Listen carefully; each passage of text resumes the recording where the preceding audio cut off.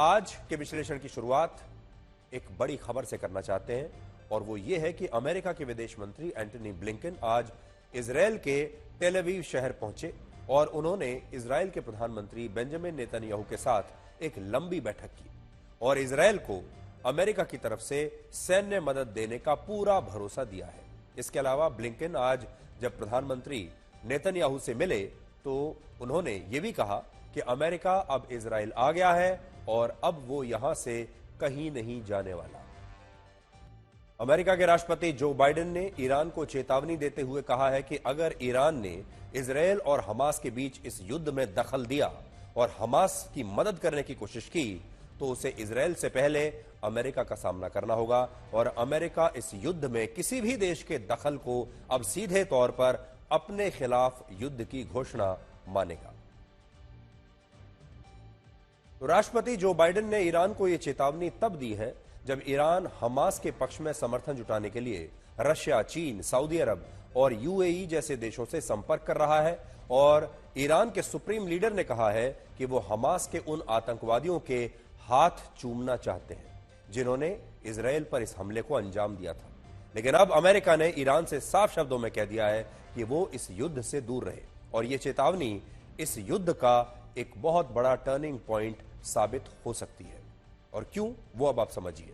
अगर ईरान इस युद्ध से पीछे हटता है और अब हमास का समर्थन नहीं करता है तो लेबनान में उसके रिमोट कंट्रोल से चलने वाले आतंकवादी संगठन हिजबुल्लाह को भी इस युद्ध में हमास की मदद से पीछे हटना होगा और ऐसा होने पर इस युद्ध में इजरायल के खिलाफ सिर्फ एक ही फ्रंट बचेगा और वो फ्रंट होगा गाजा पट्टी में हमास के ठिकाने।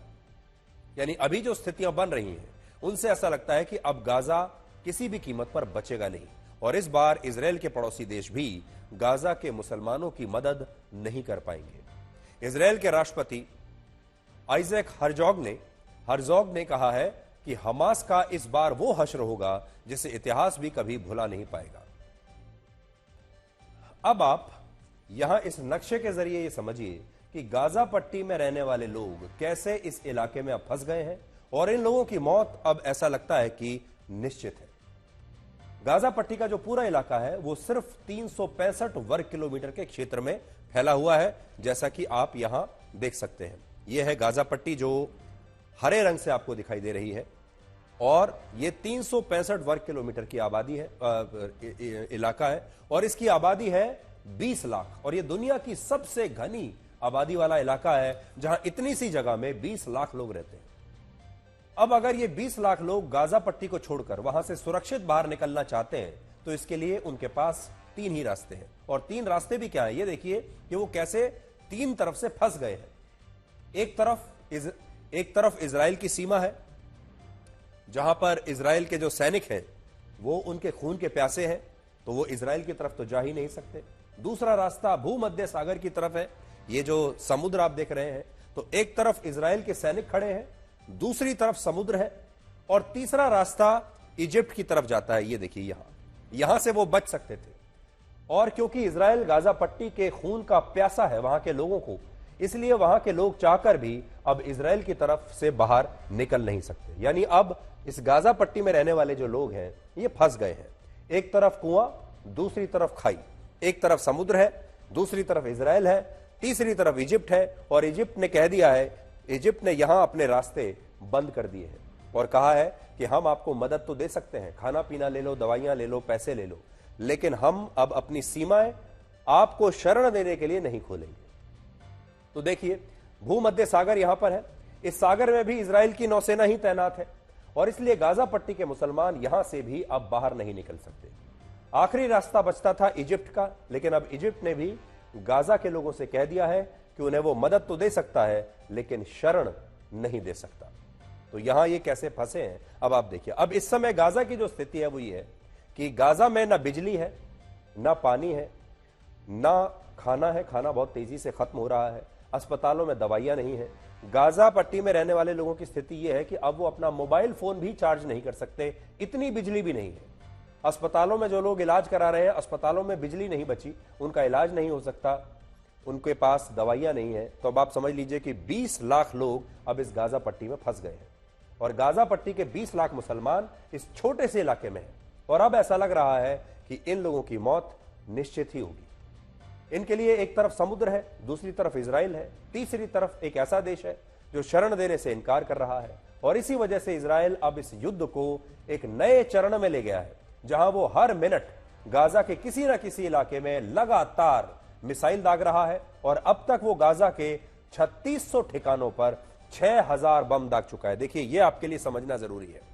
अब तक गाजा में इजराइल ने 6000 बम दागे हैं हमास के 3600 ठिकानों पर और इनमें 4000 टन बारूद का इस्तेमाल हुआ है। जो 6000 बम उसने डाले हैं, इनका जो वजन आप लगाएंगे बारूद जो इनमें इस्तेमाल हुई है वो है 4000 टन। सोचिए, आज जब आप गाजा पट्टी पर इजराइल के इन हवाई हमलों की तस्वीरें देखेंगे तो आपको पता चलेगा कि यह युद्ध यूक्रेन और रशिया के युद्ध से कितना अलग है और कितना भयानक है। और गाजा पट्टी में भी स्थिति यह है कि वहां ना तो बिजली बची है, ना पानी है, ना ईंधन है, ना खाना है और वहां आपको जो दिखाई देगा वो सिर्फ मौत, मलबा और खून।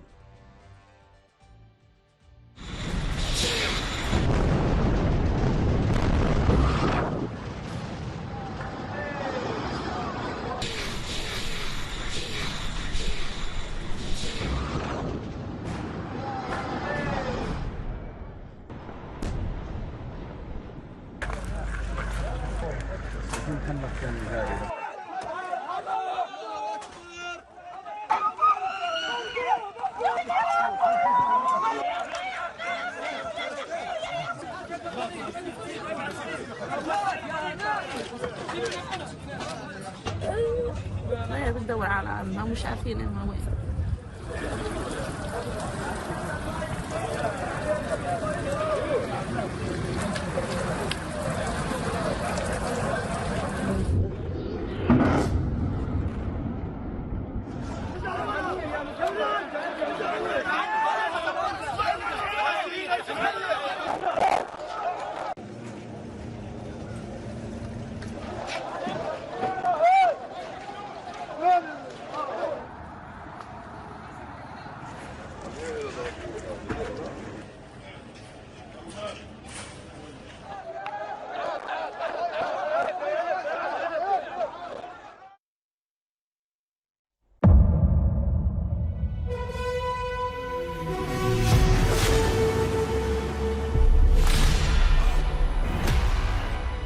मुद्दों का मैदान, जिम्मेदारी नहीं तर्कों पर घमासान। क्या बताना चाहते हैं इस देश को? किससे किसकी ठनी, न्याय की नीति नहीं बनती है। किसने दी किसे पटखनी। क्या सच है जिसको छिपाने की कोशिश? खबरों की दुनिया का सबसे बड़ा अखाड़ा दंगल देखे मेरे यानी चित्रा त्रिपाठी के साथ रोज शाम 5 बजे सिर्फ आज तक पर। ना पक्ष ना विपक्ष, ना लेफ्ट ना राइट,